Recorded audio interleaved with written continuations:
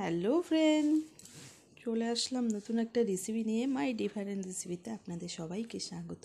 তো আজকে বানিয়ে দেবো ফুলকপি আলু দিয়ে চিংড়ি মাছ। তা প্রথমে আমি চিংড়ি মাছটা ভেজে নেব। কড়াইটা গরম হয়ে গেছে, তো তেল দিয়ে প্রথমে চিংড়ি মাছটাকে ভেজে নিচ্ছি। এক পাশটা ভাজা হয়েছে, আর এক পাশটা ভাজবো। তো বেশি কড়কড়া ভেজে নেব না। তো চিংড়ি মাছটা ভেজে নামিয়ে দিয়েছি। তো আবার কড়াইতে তেল গরম করে ভেজে নেব হলো আলু আর ফুলকপিটাকে ভেজে নেব। আলু ফুলকপিটাকে একটু ভালো করে কড়া করে ভেজে নেব। তো 2 মিনিটের জন্য আমি একটা ঢাকনা দিয়ে ঢেকে দিচ্ছি। এইখানে মশলা কেটে নিচ্ছি হলো পেঁয়াজ, রসুন, আদা, মধ্যে কাঁচা লঙ্কাও দিয়ে দিলাম। মিক্সিতে মশলাটা করে নেব। এদিকে ফুলকপি আলু ভাজাটা হয়ে যাচ্ছে।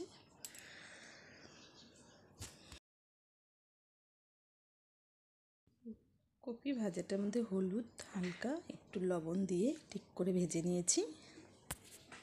আলু পটল চিংড়ি তো অনেক রেসিপি করেছি, আজকে ফুলকপি দিয়ে গলদা চিংড়ি দারুণ একটা রেসিপি বাড়িতে তৈরি। ফুলকপি আলুটা ভেজে নেওয়া হয়ে গেছে, আর আবার কড়াই বসিয়ে তেল দিয়ে দিচ্ছি। কড়াইয়ের মধ্যে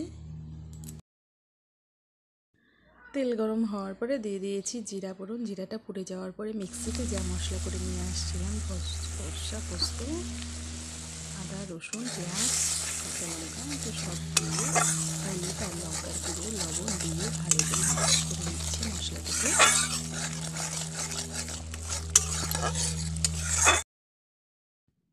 মশলাটা ভালো মতন করে ঠিকঠাক করে কষিয়ে নেওয়া হয়ে গেছে। তারপরে দিয়ে দিচ্ছি ফুলকপি আর আলুটাকে ভেজে রেখেছিলাম, সেটা দিয়ে ভালো করে মিক্স করে নিচ্ছি। তো আবার কিছুক্ষণ কষিয়ে নেওয়া হয়ে গেছে। তো পরিমাণ মতন আমি এখন জলটা দিয়ে দেবো ঝোলের জন্য। আলু ফুলকপিটা সেদ্ধ হবে, তো সাথে কিন্তু আমি চিংড়ি মাছটা একবারে দিয়ে সব কিছু কষিয়ে নিয়েছি। দেখতেই পাচ্ছি চিংড়ি মাছ, ফুলকপি, আলু একবারে দিয়ে দিয়েছি। তো 4 মিনিটের জন্য ঢেকে দিয়েছিলাম। তো ঢাকনা উঠিয়ে নিয়ে নিলাম, দেখে নেবো এবার সিদ্ধটা হয়েছে কিনা। একটু খুন্তি দিয়ে নাড়াচাড়া করে দিচ্ছি।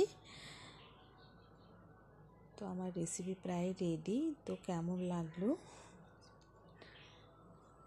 ফুলকপি আর আলু দিয়ে চিংড়ি মাছ, গলদা চিংড়ি, দারুণ লাগে খেতে। তো ভালো লাগলে রেসিপিটা প্লিজ একবার সাবস্ক্রাইব, লাইক করবেন। হ্যালো ফ্রেন্ড, তো আজকে নতুন একটা রেসিপি চিংড়ি